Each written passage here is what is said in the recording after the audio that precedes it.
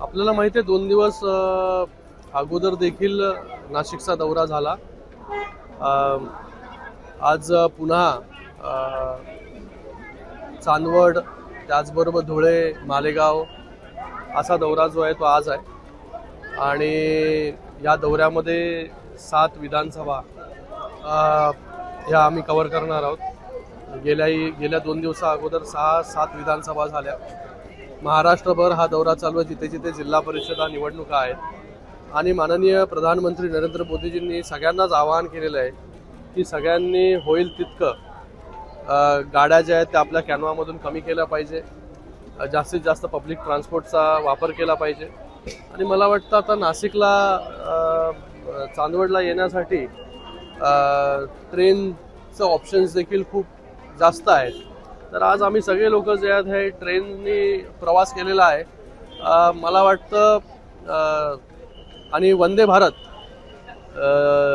महत्त्वाकांक्षी प्रकल्प भारत सरकारचा, ज्याच्यामुळे ट्रेन्सला एक वेगळं वलय जे आहे ते प्राप्त झालं आणि आज वंदे भारत म्हणजे बाहेर इंटरनॅशनली जर तुम्ही युरोपमध्ये ट्रॅव्हल केलं, जो अनुभव जो आहे तो ज्या ट्रेन्समध्ये बसल्यानंतर आपल्याला येतो तसाच अनुभव जो आहे हा वंदे भारतचा देखील आहे। मी लोकांना देखील आवाहन करतो की जिथे जिथे वंदे भारत आहे किंवा कुठल्या ज्या ट्रेन्स आहेत, आज ट्रेन्स पण मॉडर्न होत आहेत, अपग्रेड होत आहेत, चांगल्या सुविधा ज्या आहेत त्या भारत सरकारकडून ट्रेन्सच्या माध्यमाने देखील आपल्याला त्या ठिकाणी मिळत आहेत।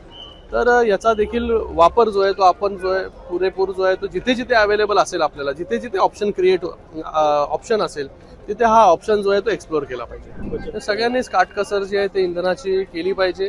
आज जी परिस्थिती स्ट्रेट ऑफ हॉर्मुझमध्ये आहे आणि युद्धजन्य परिस्थिती मिडल ईस्टमध्ये असल्यामुळे हा त्याचा प्रभाव जो आहे हा भारतावरती झालेला आहे, कारण की मॅक्झिमम ऑइल इम्पोर्ट जे आहेत ते आपण त्या ठिकाणीहून करत असतो, पण त्याचबरोबर रशियामधून देखील ऑइल जे आहे ते इम्पोर्ट भारत करतं मोठ्या प्रमाणामध्ये। रशिया असेल, बाकी 40 वेगवेगळे देश असतील तिथून देखील करतोय। सरकारच्या माध्यमाने तेलाचे दर आणि त्याचबरोबर डिझेल पेट्रोलचे दर हे नियमित ठेवण्यामध्ये आतापर्यंत सरकारला जे आहे यश प्राप्त झालेलं आहे, पण सगळ्यांनी जे आहे हे काटकसर जे आहे ते करून या सगळ्या गोष्टी जे आहे ते इंधन वापर जे आहे ते केलं पाहिजे।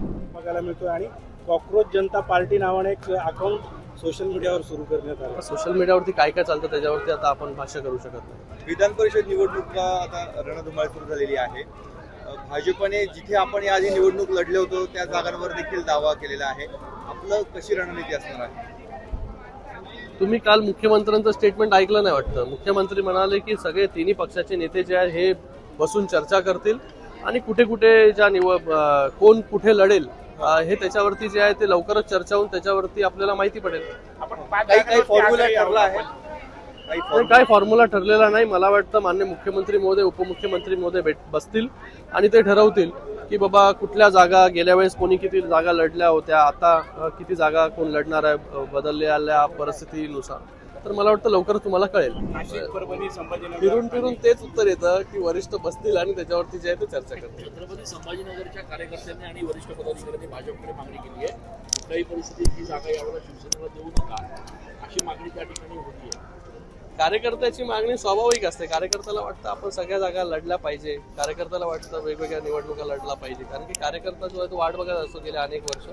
पण महायुतीचं सरकार आहे आणि या सगळ्या निवडणुका ज्या आहेत त्या महायुतीमध्ये लढल्या जातात। आपल्या कार्यकर्त्यांची काय मागणी? आपण जी चर्चा करतात जिल्ह्यामध्ये नाशिक, मी तुम्हाला ते सांगितलं ना, कार्यकर्त्याची मागणी स्वाभाविक असते। प्रत्येक कार्यकर्त्याला त्याचा पक्ष मोठा झाला पाहिजे, त्याच्या पक्षाचा आमदार अजून वाढला पाहिजे, हे प्रत्येक कार्यकर्त्याची भावना असते।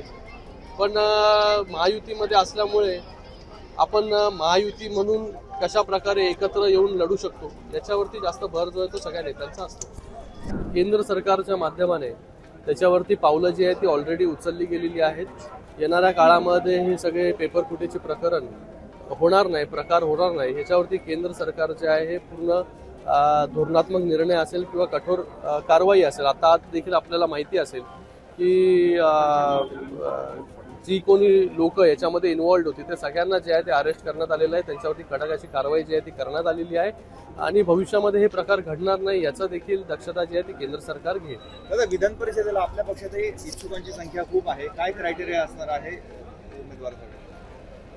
आता ह्या सगळ्या गोष्टी ज्या आहेत, निर्णय ज्या शिंदे साहेब घेत असतात आणि येणाऱ्या काळामध्ये आपल्याला आता बघा आताच आपल्याला जून पर्यंत मला वाटतं 1 जून पर्यंत फॉर्म भरायचा आहे. तर दिवस काय लांब नाही आहेत. आज किती 21 तारीख आहे. स्थानिक कार्यकर्ता जो आहे हा मागणी करत असतो. निर्णय जे आहे ते वरिष्ठ घेत असतात.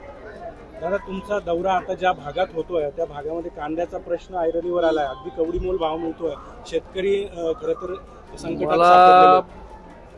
असं वाटतं आता केंद्राची देखील कमिटी या दौऱ्यावरती आलेली आहे दर निश्चित करण्यासाठी आणि काय परिस्थिती आहे कांद्याची कांदा उत्पादकाची.